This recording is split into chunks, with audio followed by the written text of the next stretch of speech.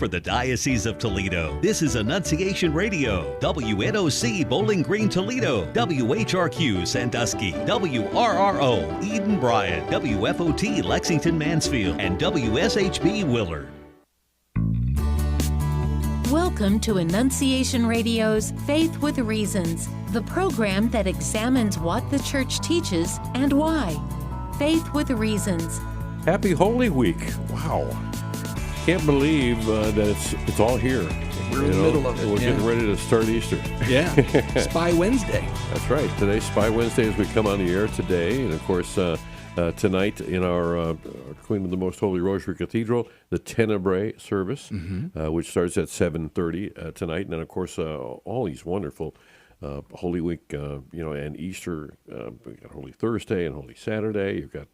We just had the Chrism Mass yesterday. What a wonderful week this is. And most parishes are doing something for Good Friday as well. Oh, yeah. So there's usually observance of the cross, 3 o'clock. Sometimes there's stations at 12, and as a veneration of the cross at 3. So yeah, it's already begun. It's going to be nonstop for here on out. Yeah, so what I do is I park the car in the parking lot at church, sleep there, and then I just, zip in and out of church. Yeah, well, some of the services go quite late, so that might be advantageous, Absolutely. We have a wonderful show today. We can't wait to get Matthew Archbold on with us, and it's been too long, really. It's been a while, a couple of months at least, before Matt's been on with us. And we always look forward to our visits with Matthew Archbold. He is an author, a blogger, a columnist, and a Catholic father of 5. He's an award-winning journalist who's heard every Thursday on Annunciation Radio's Morning Offering program. And, that's his main achievement. And then, of course, his other achievements include, authoring some best-selling pro-life novel, American Antigone, and the nonfiction Faith Under Fire dramatic stories of Christian courage, which I'm waiting for a sequel for. We'll have to ask him about that. But he's also the creator of the web resource Creative Minority Report. And there you'll find current topics and news stories that sometimes depress us, but he has a way of bringing that to us and kind of make sure that we don't lose our sense of humor. Absolutely. Through all of it as well. So it's wonderful to have Matthew Archbold on with us. Matt, how are you? I would say my greatest accomplishment is raising 4 wonderful children. Unfortunately, I have 5 children. Yeah, there's always one. Yeah, you've had a busy household, and now they're getting a little older, and they're spreading their wings a little bit. How's that going? Well, actually, this is funny that you should mention this. So parenting doesn't seem to ever end. You didn't tell me about this, Ron. It just doesn't seem to end. So my daughter graduated from Catholic U nursing just this past year. All right. And she got a great job at a hospital. She's doing wonderfully, and now she's moving into an apartment just like 10 minutes away. It's all very wonderful. My house is packed with her stuff. If you just boxes and boxes everywhere, and I just keep wondering, when is this stuff actually going to your apartment? She says, "Well, I'm not at my apartment, so I have to send it because they can't drop it at my apartment. So I have to get it all sent here to your house." Oh, and so so I'm getting deliveries of chairs and couches that somehow I'm expected to get this down to her apartment now. And bring it in. Oh my! I'm telling you now. If the elevator's not working, I'm just dumping it there. I'm telling you, it's going to sit in the lobby. Oh yeah, absolutely. Yeah, go check out the lobby. That's right. When the elevator opens, put one thing in, and then come down and get the next thing, and then come down and get the next thing. Right. You didn't know you were a furniture mover. Oh no! Well, you kind of get used to being the. I am the lugger-in-chief in this house. Oh, yeah. I am the lugger-in-chief. And anytime someone sees a bug, then I become very, very important. Oh, yeah. Absolutely. Yep. Take care of that. Take care of that. Oh, man. Other than that, they pretty much leave me alone. And I've talked to several listeners who had a great opportunity of meeting you and your lovely wife, Christy, at the Faithful Warriors Banquet that we had a couple of weeks ago. And they just love it. And I don't know how many people came up to you and said, I listen to you every week, or reflected on something that you said, but it got a lot of positive feedback. Oh, it was really wonderful meeting so many people. And, one of the weird things about radio, and you guys know this better than anyone, is you really are just speaking out there. And, I mean, people are listening in theory, but when they come up to you and tell you that they're listening, but in truth, it's actually better that we don't think about it, because we probably hold our tongue a little bit more, and think about what we're saying. That's true, yeah. So it's best if we just speak. That's why I don't even, when I'm doing, the normal things I do with you guys, I don't even have my family nearby. Because, it's best if I just have, it's just us guys just talking. And then I hear you. I have to be willing to say, stupid things in order to maybe stumble on some truth now and again. Yeah, which is really why I like it when the three of us get together, because we're all prone to that, and we can kind of share that bond. No, but it was great. It was great to meet you, and great to meet Christy. I know you guys have been driving like crazy because you had places to go and things to do, and so to be able to come by and see Father Mike Schmitz and everybody there from Annunciation Radio and Ave Maria Radio. It was just a great joy to finally catch up with you. I know Dave has met you before. I think we go back probably maybe 10 years, and that was the first time I met you. 10 years, yeah. It's just 10 amazing. years. Isn't that amazing? 10 years. Mm-hmm. And it's funny, at the table, I was sitting next to Dr. Marcus Peters. Do you know him? Oh, yeah. Yes. Yeah, I was sitting next to him, and we were talking to each other. Now, I've been on his show numerous times, but I because I'm an idiot, I didn't put it together. And to be fair, he didn't put it together, but he doesn't have to. He's Dr. Marcus Peters. But finally, about halfway into, he was telling me a story about Al Cresta, and then it finally clicked in that I was talking to Doc, and then I was like, oh my gosh, I've been on your show. And so we finally figured it out. But it took a lot longer than it would have taken a real live adult to figure that out.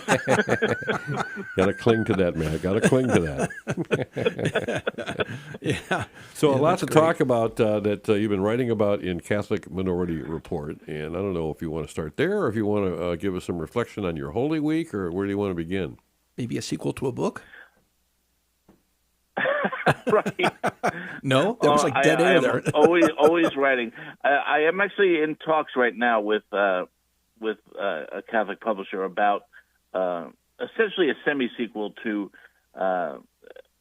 Faith Under Fire. I don't think it would be called Faith Under Fire because the one publisher has the rights, and but essentially it'll be very, very similar in that we would talk about modern stories of Christianity where bravery, where someone was called upon to be very, very brave, and those stories always fascinate me. I'm just always fascinated by regular people who are willing to, stand up and, in public or kneel down in public. Actually, nowadays, my mother is 90 years old. She still prays every Monday outside of an abortion clinic. Wow. And that's awesome. So every Monday, most times I go to daily mass, and I'm always lighting a candle for her, but especially on Mondays, because I think to myself that a lot can go wrong. There's a lot of anger in the world, really especially around a place like that. So I always say a special prayer for her and all the amazing people who go and pray outside of abortion clinics. They really are the front line of the faith in so many ways. It's just so many amazing stories out there of people living out the gospel.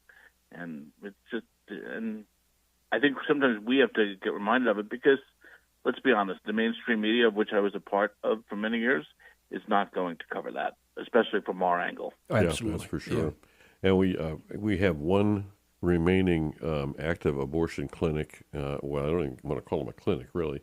Center. Yeah. Is still operating in the Toledo area, and there's a constant presence there from some wonderful prayer warriors. Of course, 40 Days for Life wrapping up, but I know that even on Good Friday, there's going to be a nice gathering there for stations right there in front of the abortion clinic. So, yeah, you're right. It's just, you see these people, they're true heroes. They really are. They're unsung heroes.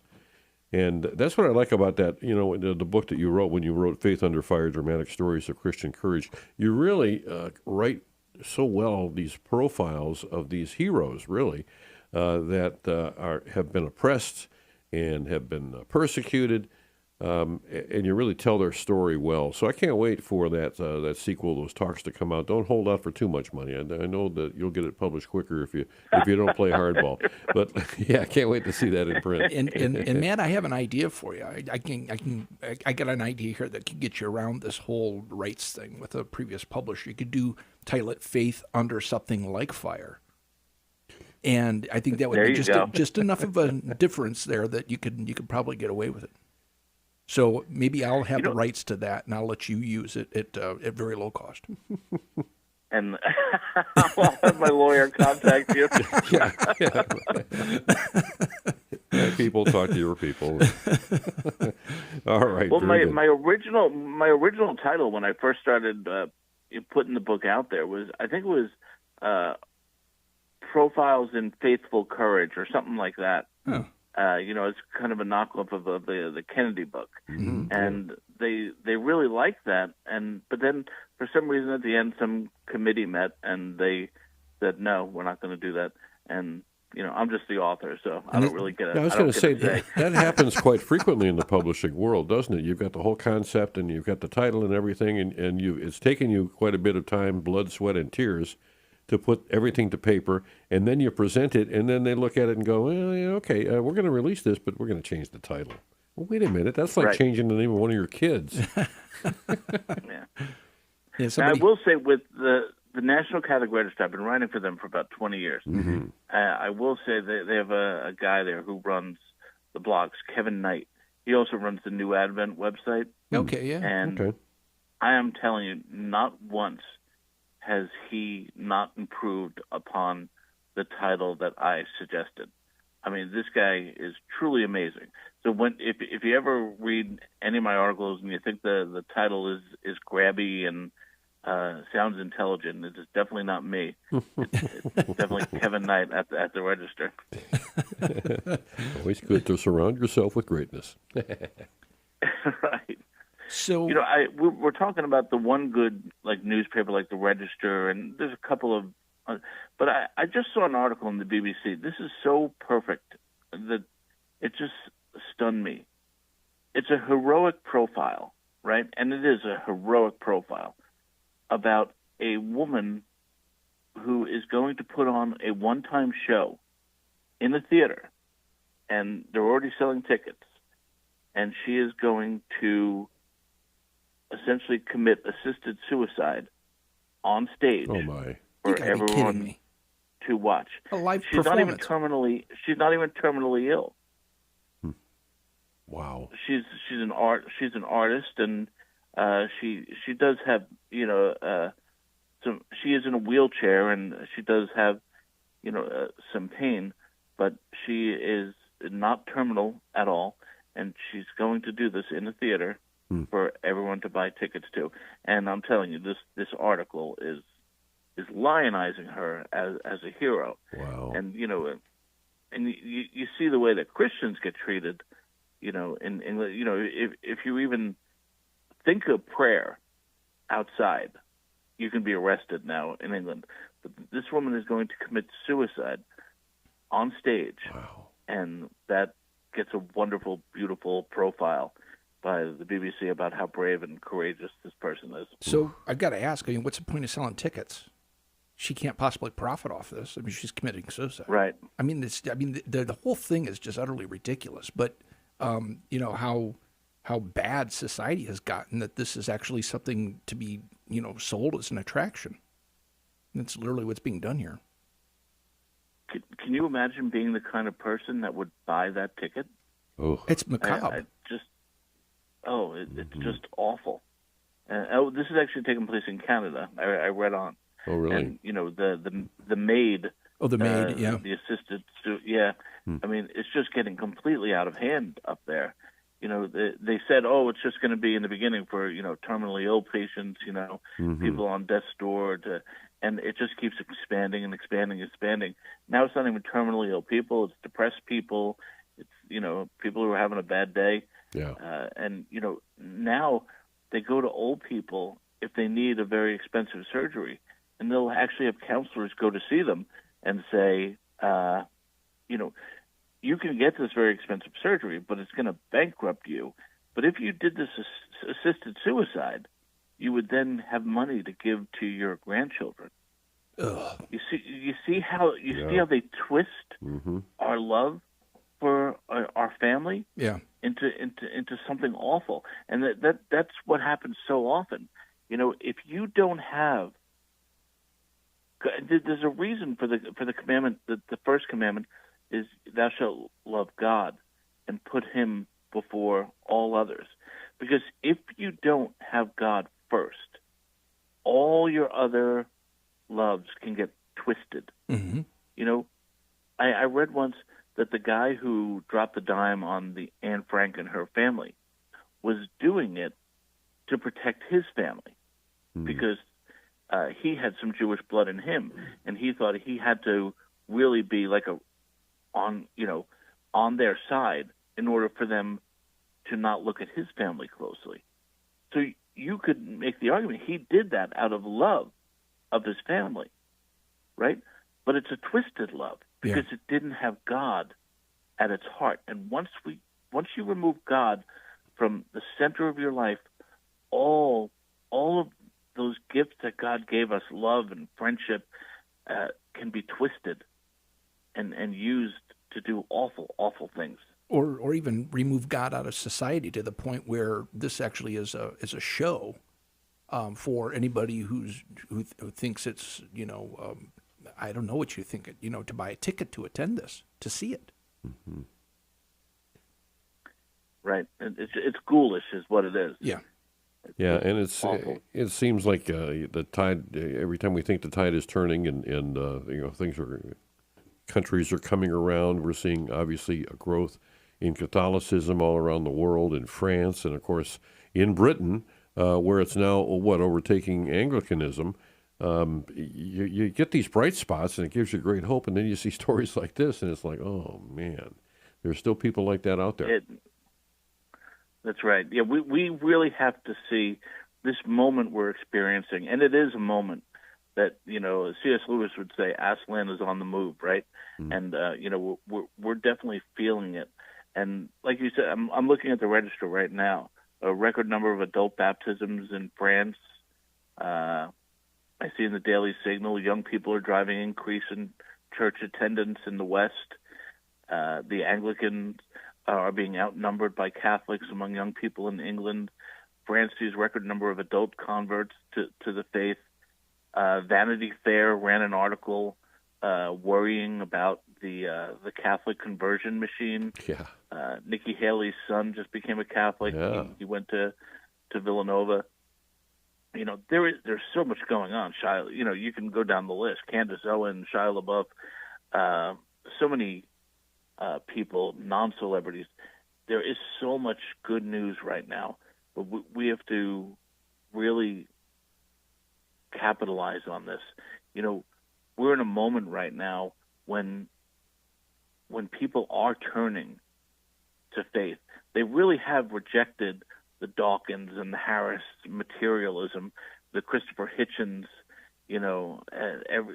all of that garbage, all of that atheist secular materialism has been rejected soundly. I mean, you and I were talking about this 10 years ago. do you remember when those guys were bestseller after bestseller, the big atheism? Oh, yeah. And they were saying, oh, soon it's going to be everywhere. Everyone's going to be an atheist, you know? And it didn't happen. It really didn't. And Catholicism has stayed true. You know, we're on the inside of it. You know, we see so much, and we shake our heads and roll our eyes so often at the problems. But the truth is that the teaching of the Catholic Church has always remained for 2,000 years, and people see that and they marvel at that. 2,000 years, this institution has been saying the same exact thing. That's an amazing thing to people. And so Catholics, we just have to stay Catholic. We have to do a better job of being Catholic, and we have to make sure that people see us as a counter to the world, you know? Mm-hmm. I think one of the temptations we often have is to make ourselves a little bit too much like the world, to show, see, it's not that much of a leap. We're not that much different. But the truth is, I am very, very, very different now that I'm a fully embracing Catholic than I was when I was a nominal Christian. Yeah. Right? I am a completely different person. I have completely different motives. I wake up differently. I react to people around me differently. And that is a very, very good thing. If you had known me before, you would definitely say that's a very good thing. You see how bad I am now. Could you imagine how bad I would have been without Christ in my life? But that's the one thing we really need to work on, is not to try to bend to the wind of the world, to stand firm against it. And I think if we do that, we're just going to keep attracting waves and waves of people. And you know, this moment won't just be a comma on the, you know, this woke wave that we seem to be getting washed over by, but maybe a period, and maybe we'll walk it back some. Yeah, let's pray that is the case. Matt Archbold, our guest on Faith with Reasons here on Annunciation Radio. And, you know, there are so many people that, as we've been talking about, have been coming into the church, and they are attracted by the fact that it is unchanging and doesn't bend with the wind. I've had conversations with, we've had, you know, you get new people coming in to the parish, and as an usher, you're greeting people. And, yeah, they were from a different denomination, but they're coming every week and talking really about how far astray their church has gone. And it's like they've had enough of that, but they're coming. So we're going to try it out here. We're going to see what happens here. They see not only what's happening on the altar, but what's happening in the pews and the number of people that are there. And now they're there every single week. They can't wait for the next OCIA class to start up. It is something that is quite attractive when you are hungry. And let's face it, a lot of us are hungry.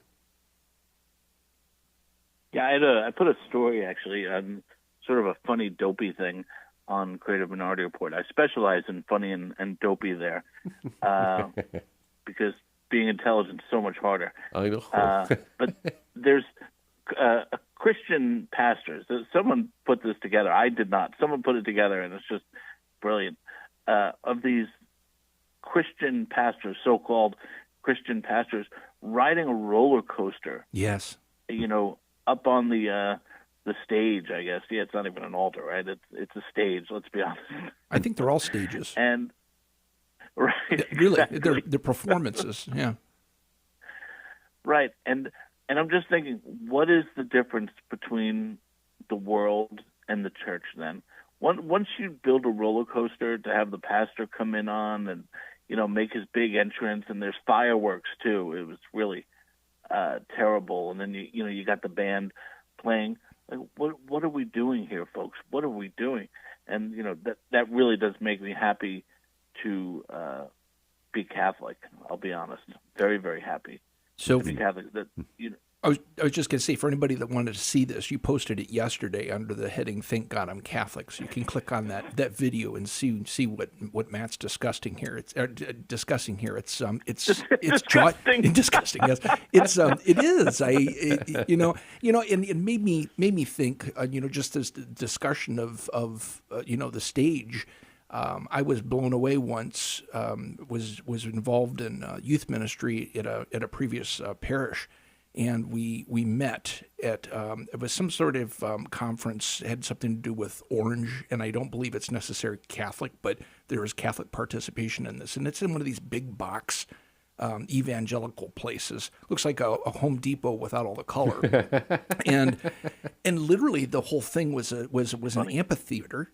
And it was built around a stage, and the stage looked like it was being set up for a Kiss concert. I mean, it was all the lighting and the big speakers, and there's there's a raised pedestal for the drum set, and it really looked like it was literally going to be a rock concert. And I'm thinking there's no cross anywhere to be seen anywhere in the building. So I even looked harder on the way out. I'm looking around and saying, is there a cross on any wall? And of course, Protestants don't believe in the crucifix, anything that's resembling, Christ actually nailed to the cross, but just a plain cross somewhere and nowhere to be found. And I'm thinking, what's the point? And I think that your story here, once again, Thank God I'm Catholic, highlights that, because that stage was used in this video here to set up a roller coaster where your pastor rolls in, trying to make some theatrical.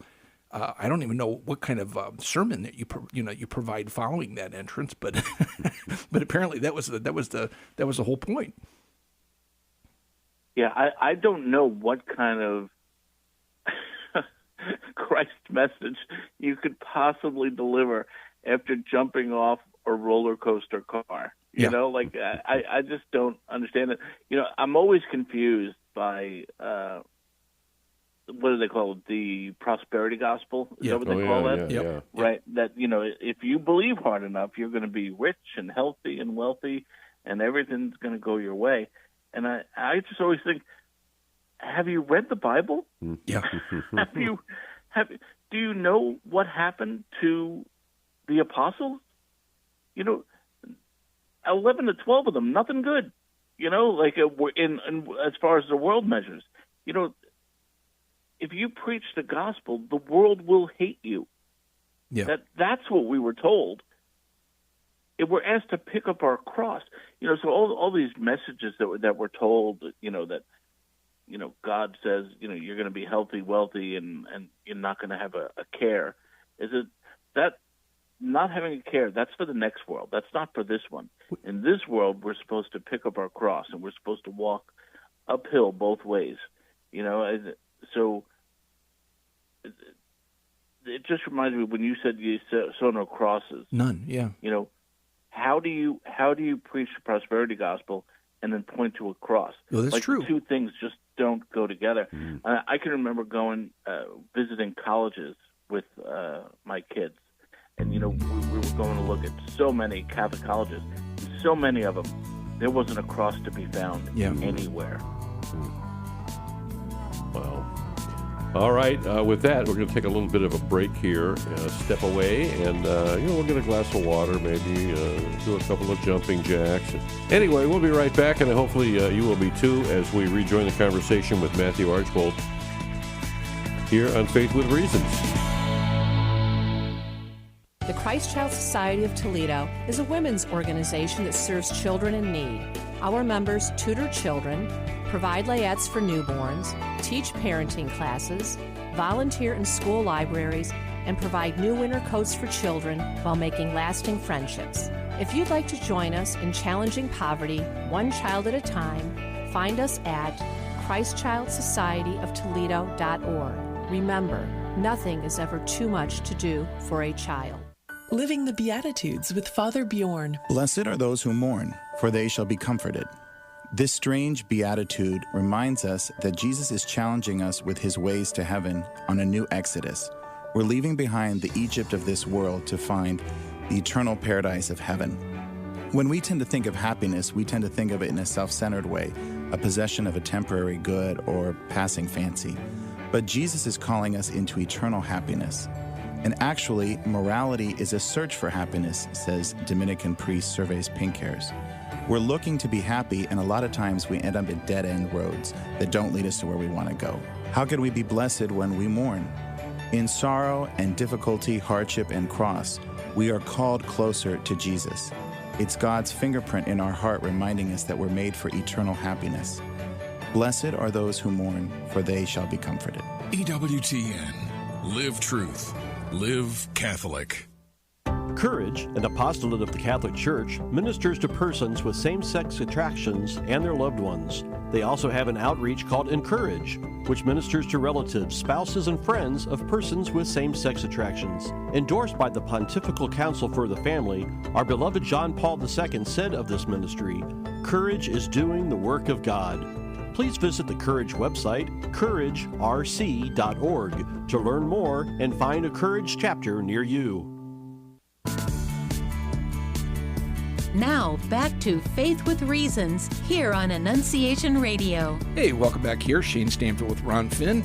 We have today with us, we're very blessed to have with us, Matthew Archbold, author, blogger, columnist, and Catholic father of 5, award-winning journalist who's heard every Thursday here at Annunciation Radio's morning offering program. He's also author of a best-selling pro-life novel, American Antiquity, and it's nonfiction, Faith Under Fire, dramatic stories of Christian courage, hopefully a semi-sequel to that soon. And also creator of the web resource, Creative Minority Report, that spotlights current topics and news stories without losing his sense of humor. And that's really what we ended up talking about as a story that's posted there. Thank God I'm Catholic, and really the reason, or part of the reason why we're seeing possibly a major influx into the Catholic Church. I just heard, I think it was Ron and Dave spoke the other morning.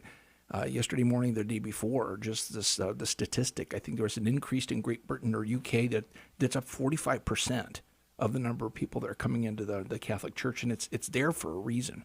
I mean, our culture has not only gone off track. I think a lot of people, and Matt, I'd like to get your opinion on this, but a lot of people are stunned about what they see as being normal today and what's being pushed through the news media that's really bought and paid for by who knows what. But our churches have followed that, except for thankfully the Catholic Church, and we are seeing evidence of that. So take it from there. Well, it's funny that this is happening still, doesn't it? When I read that Greta Gerwig, the director of the Barbie movie, yes, remember her? Mm-hmm. So she's directing Chronicles of Narnia now, which is a classic. Right? Yep. Mm-hmm. And so I read that she is casting Meryl Streep as the voice of Aslan the lion, who of course is an allegorical Jesus in Narnia. And it just feels to me like that's so 2020. Yeah. You know what I mean? Yep. Like it already feels like she missed a memo. No, we're done with all that, sweetie. Like go back to the drawing board. Find Liam Neeson. Like it already feels all this craziness, all this relativistic, my truth, your truth, every truth gets a pronoun. Oh, what is it? What is a human? We can't know what a human is in the womb. What is a woman? What is a man? Who knows? Even the UK Supreme Court ruled, was it this morning or last night, that they ruled that a woman is a biological woman and a man is a biological male. How dare they? And oh my gosh, yeah. But that wouldn't have happened even like 5 years ago. That wouldn't have happened. Right. They didn't have the guts to do that 5 years ago. But all of a sudden, it seems that there is this moment where we're all like coming to. That moment in. Do you remember the show Lost? Remember that show? Mm-hmm. Okay. First scene of the show, our hero Jack. He's laying on the beach, and he opens his eyes, and he's just kind of looking around. He sees this beautiful beach, and then he gets up, and he looks over to his left, and there's all this wreckage. There's people running around, and screaming. I feel like that's us, and we just woke up, and we see all this wreckage around us, and we're like, oh, boy, we better get to work.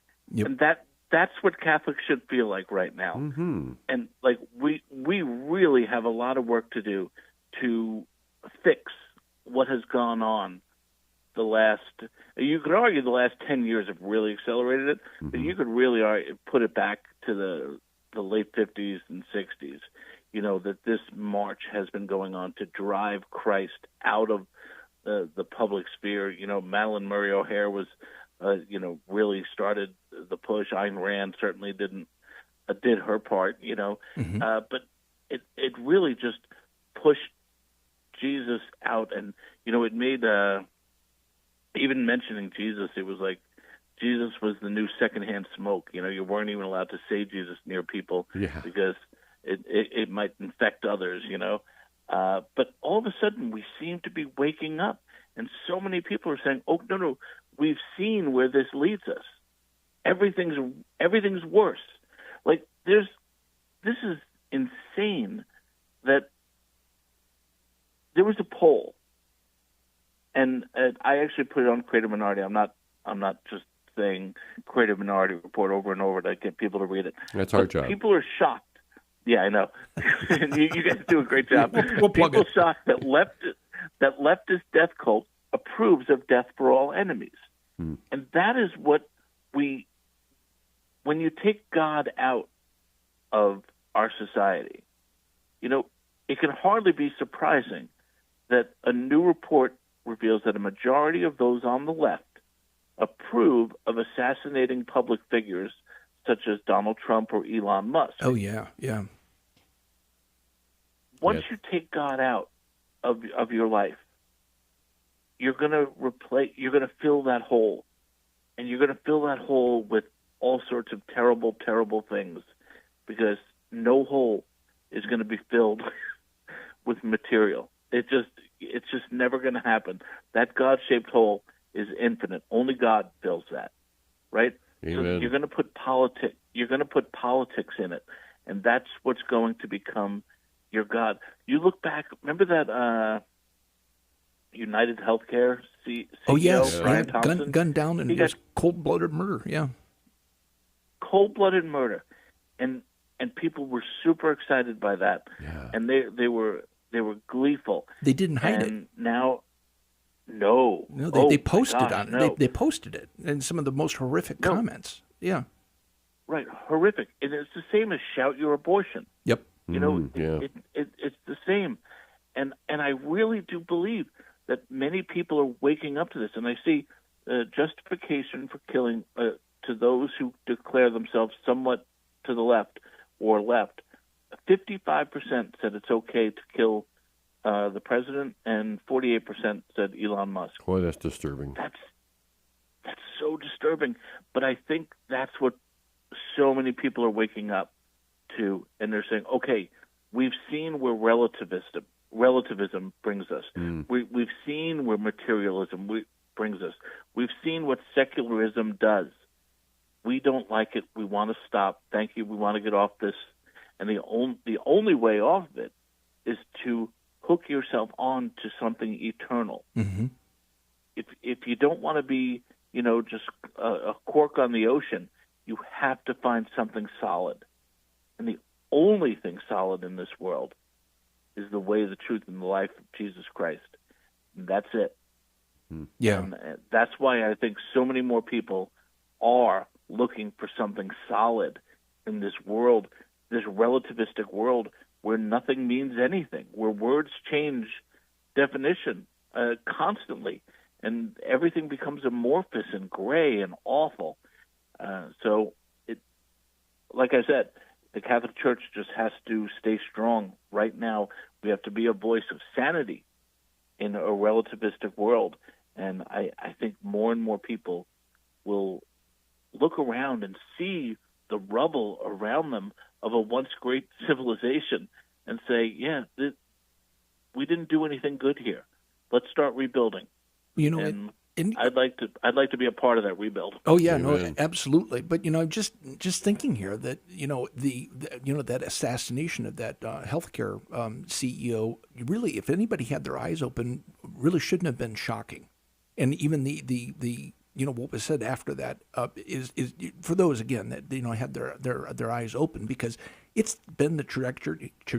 I got to learn how to speak here.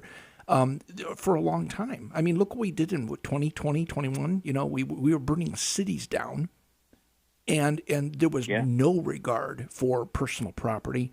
The people were empowered and felt justified in killing people. I mean, people were killed in those riots, and property was destroyed, and it was praised because of fear mongering over racism, whatever the arguments were back then, and it was totally crazy. But this has been going on for so long. I mean, you just have Elon Musk recently, just as an example. You've got people that are that are Tesla owners that have you don't know what their political persuasion is.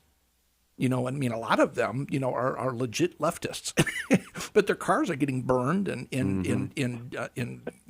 painted, by people that have a hatred toward Elon Musk, and it's amazing. I mean, it's the left eating their own in this case, but the outcry that we're seeing just for justifying the assassination of others is something I think is going to be around for quite some time.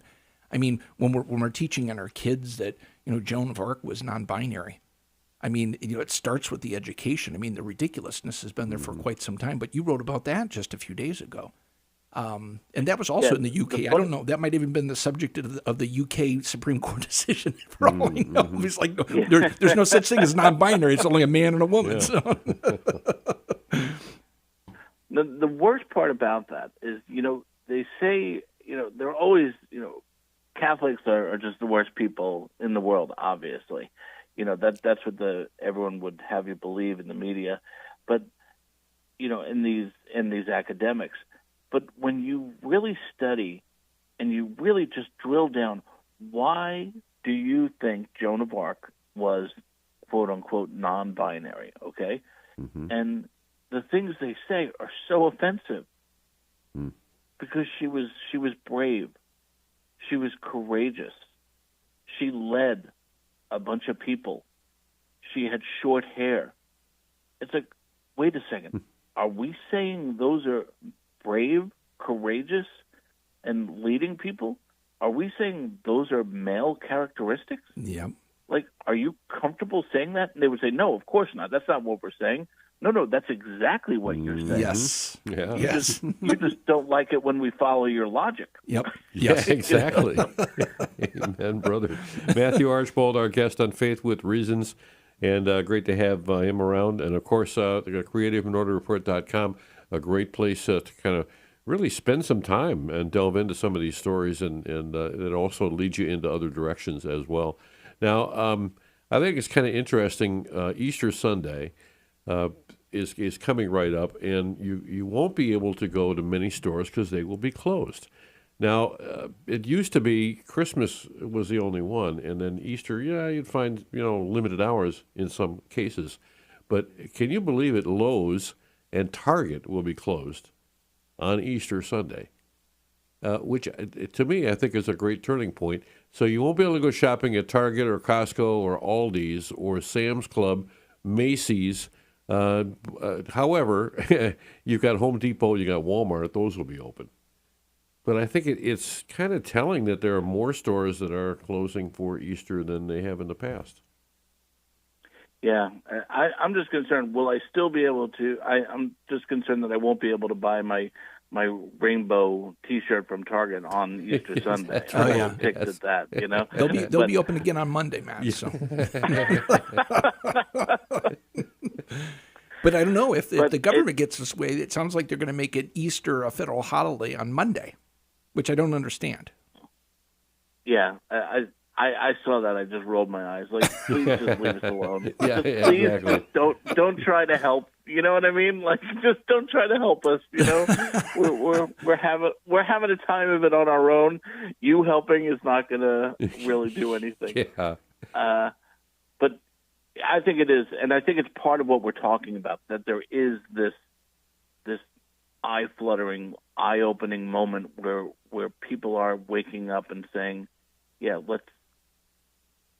let's not just keep going down this road." It is an amazing thing that Lowe's and Target are now acknowledging. Now, remember, for years, they didn't even acknowledge these days. Right. You know, like literally with their signage, they wouldn't even say, you know, Christmas or anything like that. That's how bad it was. And now they're closing for Easter. It's pretty amazing. And I also think one of the things, and I used to say this all the time in my speeches, and I haven't thought about it in a long time, but more people, this is insane, more people go to church or services on Easter Sunday than watch the Super Bowl. Mm-hmm. Wow. That's pretty telling. That is an amazing, and you wouldn't see that reflected in our culture. No, you're right. That's ignored. You know, Super Bowl Sunday is treated as the holiday, you know, like the big day in American culture. But the truth is, more people go to Sunday services on Easter than watch the Super Bowl. Wow. But it's just not reflected in the media anywhere.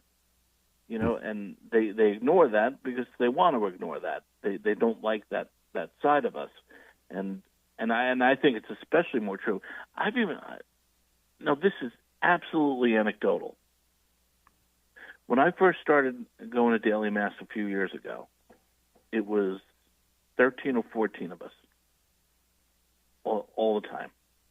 And I'm looking around now, it's anywhere from 30 to 35. Wow.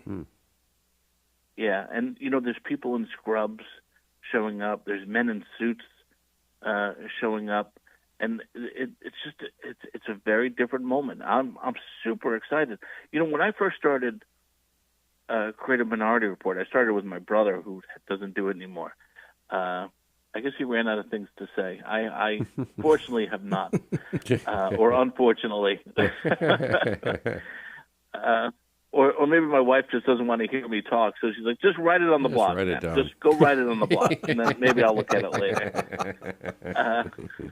But when I first started, we had this, there was all this talk of this new evangelization. Do you remember all the talk about that, you know, blogs and social media and, you know, Catholic radio was going to change the world. And I got to be honest, about, you know, 15 years into it, I was like, I got to be honest, I'm not seeing when like I've been really spinning my wheels here for a while, and nothing's happening. Hey, God, you want to get in on this a bit, you know?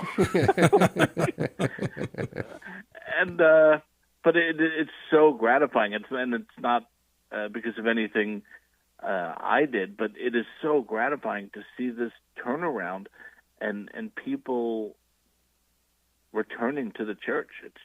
It's absolutely wonderful.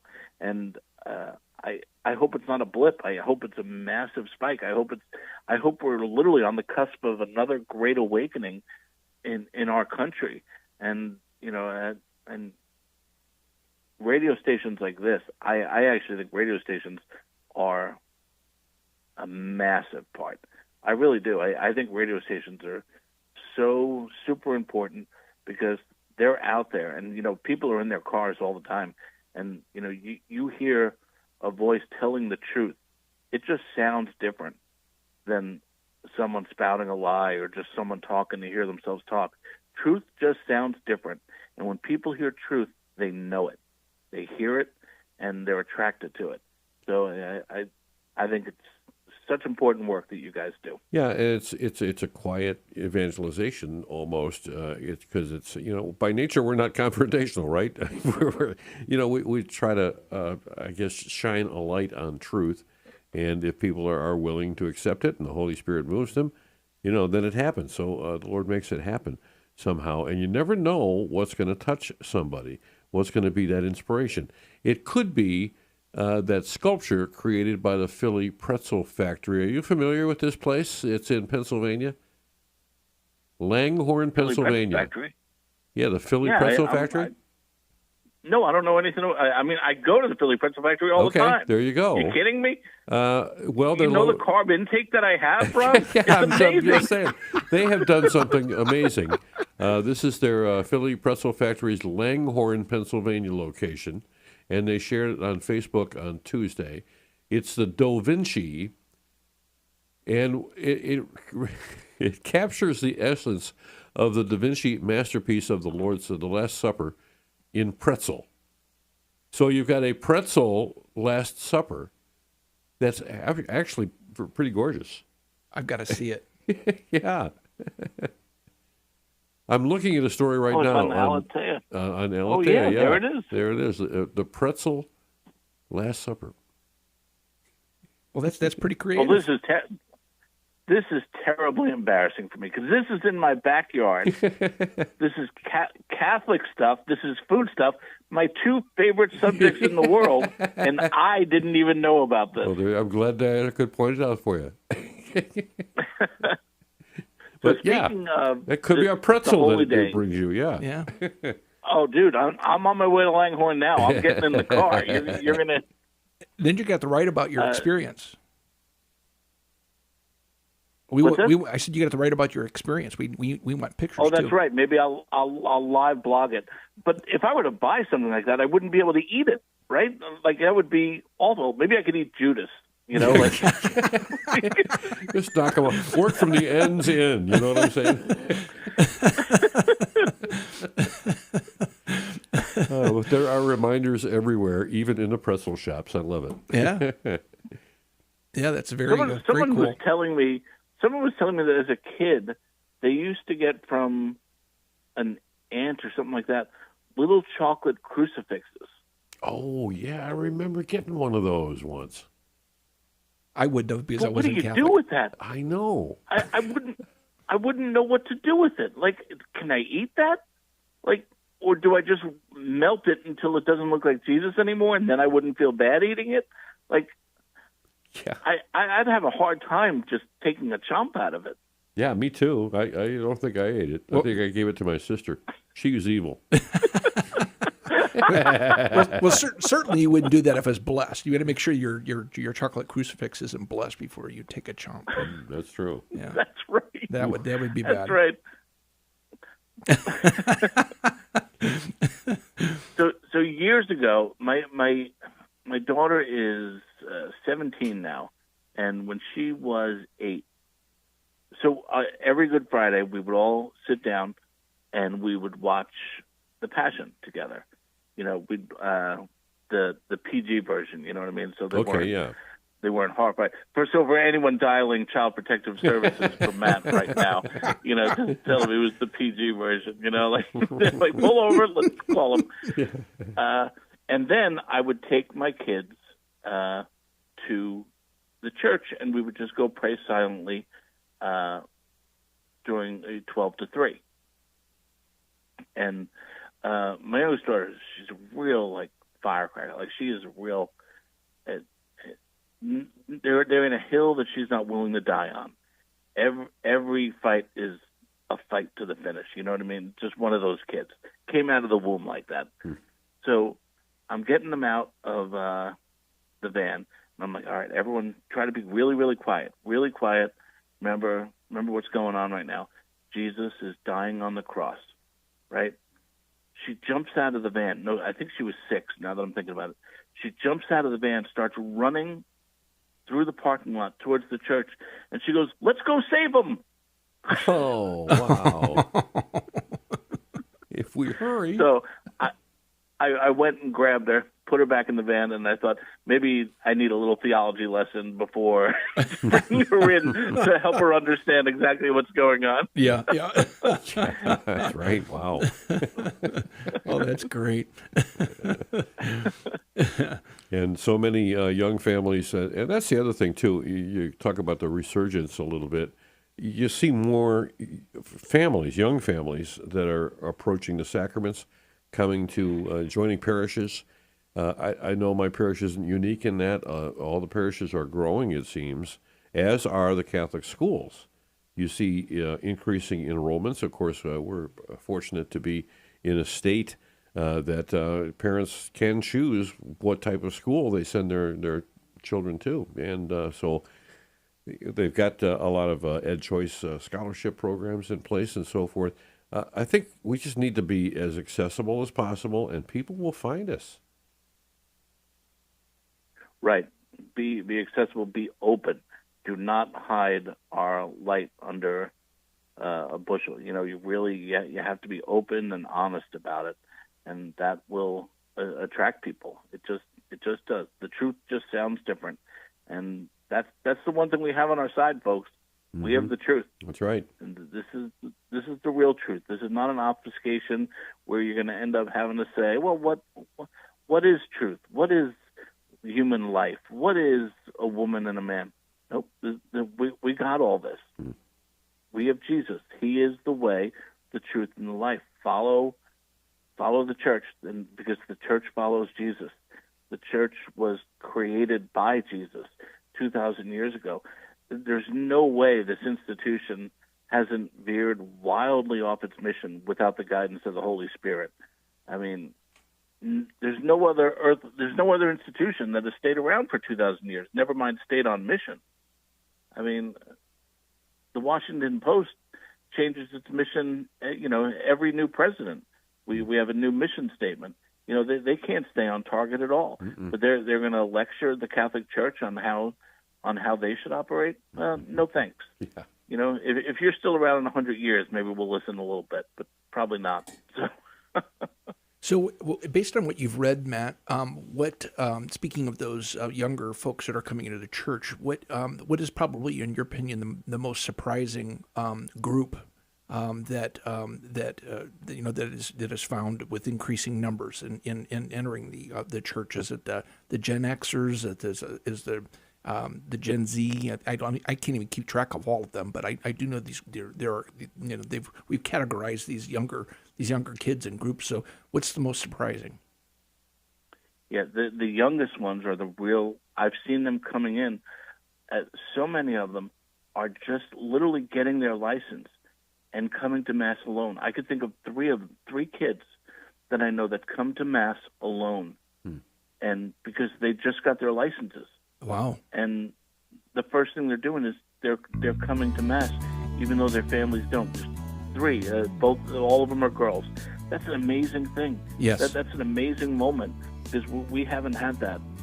And another thing I've seen is a lot of people who dabbled in the occult are now coming to the church. Praise God! They know there's more to this world than material, and now they're looking for the Savior. I tell you, this is a great opportunity for us during this Holy Week, and of course during the 50 days of Easter, to welcome others to join us. Not be the person that says, well, come on in, but this is my spot on the pew. You have to sit somewhere else. Make room for people. You know what I'm saying? And I think we have a great responsibility and a great opportunity right now in this liturgical season. Well, Matt, we look forward to speaking with you on Thursday morning on the morning show. Thanks for joining us. God bless. Yes, thank you. People are talking about Annunciation Radio. There's so many things the regular media brings to you, and then you hear the Catholic radio version of it, and it's a whole different ballgame.